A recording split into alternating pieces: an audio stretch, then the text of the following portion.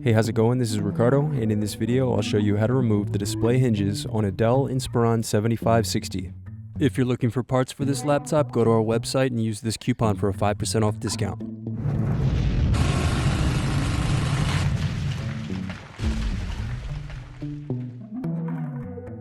First unscrew, then remove bottom base.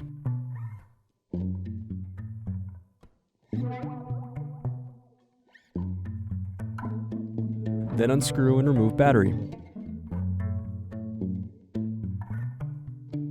Now unscrew and disconnect antenna cables. Then disconnect display cable. Then unscrew and remove display assembly.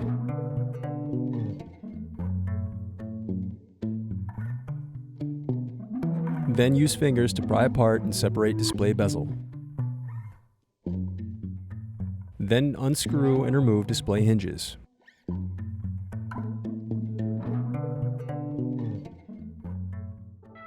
Thanks for watching.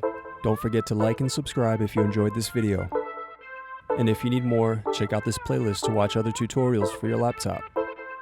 You can also click here to find parts for your laptop at partspeople.com.